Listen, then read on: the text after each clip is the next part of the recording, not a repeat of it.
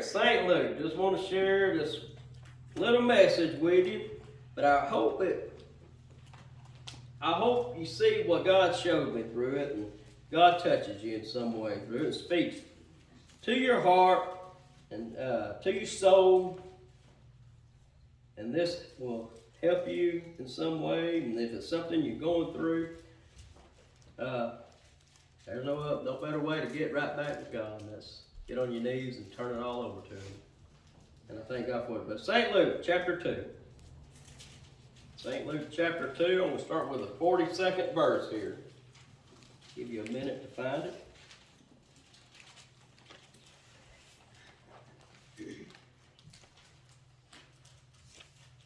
Chapter 2, 42nd verse. It says, "And when he was 12 years old," speaking of Jesus, "they went up to Jerusalem after the custom of the feast. When they had fulfilled the days, as they returned, the child Jesus tarried behind in Jerusalem, and Joseph and his mother knew not of it. But they, supposing him to have been in the company, went a day's journey, and they sought him among their kinfolk and acquaintances. And when they had found him not, they turned back again to Jerusalem, seeking him. And it came to pass that after 3 days," that's a long time, "after 3 days they found him in the temple, sitting in the midst of the doctors, both hearing them and asking them questions. And all that heard him were astonished at his understanding and answers. And when they saw him, they were amazed. And his mother said unto him, Son, why hast thou dealt with us? Behold, thy father and I have sought thee sorrowing. And he said unto them, How is it that you sought me? Wist ye not that I must be about my father's business? Christ at 12 years old. Just speak to him. And they said, it says here too in the 50th verse, as they understood not the saying which he had spoken to them. But I want to stop there, and I want you to see something right here. And over here in this part that I want, 41st verse, I want to bring out something here. And God really touched me through this, and I had to look and examine myself. And I'll be honest, this message was as much for me as it was for anybody. But in the 41st verse it says, But they, supposing him, being Christ, to have been in the company, went a day's journey, and they sought him among the kinfolk and acquaintances. And when they found him not, they turned back again into Jerusalem, seeking him. Now I want you to see something here. They went to carrying on after this feast of customs, which they had done, Passover. It says, and then they went out. They went out with the people, with the kinfolks and the acquaintances and all. They were going out and traveling. And, they just kind of go up, probably laughing, cutting up, talking, mingling with folks they hadn't seen in a while, and friends, and just kind of, how are you doing? Catching up on their family and things that's went on over the past year, or what have you. But you know what they did? This is something I dare to say we all do. But I want you to see a warning through this. As they're going through the day and they're following, just going on about their business, and as they left and talking, probably enjoying the day and laughing and cutting up and just what have you, just telling the things, the goodness of God and all, they got their eyes off Jesus.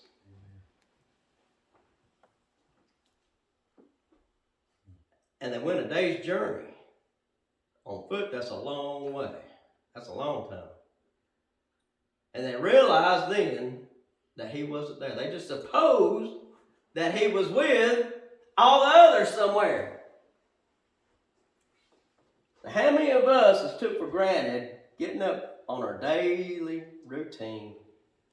Now look, I don't know about y'all. If you're like me, my days are pretty packed. I get up, go to work 12 hours or more, come home. Got a lot of things, and when I'm off, it's just like everybody's already done planned my days off. So it's kind of hectic. When you work those days and you have no time to fit anything extra into them, people make up for it somewhere or another. I ain't going to say it's always my wife. No, it's not. A lot of times it's my son. A lot of times it is my wife. A lot of times it's me. But the thing is here, I want you to see is that we get in a busy routine from day to day, do we not? How many times have we, not going to say we do it all the time, but how many times have we gotten up and we just got through, just hurrying up, going through our day-to-day lives and busy situations? Do we realize then later on, maybe that night, been a day's journey now, been that night that we realize, hey, I haven't prayed today. Have you been there? I'm guilty. I'm not going to lie, I'm guilty. I'm human. But you know, that's just it. They went through their day traveling on with their kindred and with all these family and friends and didn't realize Jesus wasn't there. And you know why? I want you to see something through this. They got complacent. They got complacent. Went through their day, felt safe that Jesus has always been with them, has he not? They've always been right there with them, carrying on, raising them, and thinking everything. But then they got up and then they wasn't aware of the trouble they're going to face. But went on their day and realized they just left Jesus behind. I've done that before. Got up and started my day and got to work and realized, hey, I left Jesus at home. I forgot. I need to pray. Just use an example there. Got complacent. Now, that's a dangerous place, just to be honest with you. Got complacent. So what did they do? They went back looking. But not only, they says a day's journey, but they went back looking and they had to look for 3 days. 3 whole days. Now think about a 12-year-old boy. What was he doing in these 3 days? Now think about it. I'm tired. I'm sleepy. I need some rest. What did Jesus do though? What did a 12-year-old boy do in these 3 days? Well, it says they found him over there talking and teaching and about his father's business. About his father's business. Nailed it right there. Perfect. 3 whole days. He was doing just what he's supposed to do, was he not? But his parents got their eyes off him and took them 3 days searching him, searching to find him, because they let their eyes get off Jesus. If we're not careful in this walks of life, things we go through and see, we'll get our eyes off Jesus.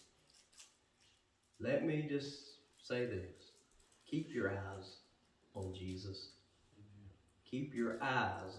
I'm just going to say it just like it is because I'm like you. I believe he's coming back soon. Keep your eyes on the eastern sky. He's coming back one day. Don't lose sight. Don't lose hope. Don't give up. Just keep looking. He may not return today, but when you get up tomorrow, get up looking for him. We're seeing so many today falling away. The Bible speaks of a great falling away. You know why? Because people in the church is getting complacent. I'm not saying we are. I want to warn you, don't get complacent. Don't get your eyes off Christ, because he's going to return. He was about his Father's business. And I got news for you. We should be about our Father's business also. Each and every day. You say, is there a prize to win? Yeah, there is. I dare say there's a prize to win every day. Every day we should be about our Father's business, letting our light shine. And sometimes we just gotta, I know, like Brother said, we just have to wait on God and let Him work and open up doors sometimes. Sometimes I get aggravated and I'm kind of praying about some things right now. I'm wanting in the flesh, God, to open up doors. But God's in control of it. It's all within His time. But wherever God wants me to be, I want to be right there. Being about the Father's business and serving Him. Because He's been good to me. He saved my soul from a pit of hell. But you know what else? It didn't stop there. He's delivered me from more things than I can count. You know why I say that? Because the devil's out there trying to steal and kill and destroy every one of us. Yes. That's why we don't need to get our eyes off Christ. We need to continue following Him and serving Him. Things, we don't know what's going to go on one day. There's trouble everywhere. I don't know what's happening right now. There's somebody out there. I've seen that. Don't get complacent. You feel like you're getting a little down or a little bit. You ever been in a place where you just felt like you just, I don't know, not getting anywhere? I don't want to use the word numb. Not that. But things are just the same old maybe. You ever been there? Maybe not got, per se, just got your eyes really off Christ, but yet, and you're going through the motions, but it seems like that's all you're doing is going through the motions. You're doing what you think you ought to do for Christ, but the excitement's gone. The thrill's not there anymore. Let me tell you something. We're going to face tough times, and you're going to get to that point sometimes. It's a valley we're going to go through. But you know what the Bible says? It says it's renewing daily. Daily. Each day we get on our knees and seek Christ, He'll renew our spirits. A renewing. It'll be back again, that joy. He'll put that zeal back in your heart. Put that skip back in your step. He will give you that what you stand in need of. All we got to do is seek Him and turn it all over to Him and trust in Him and be about the Father's business. Let us stand.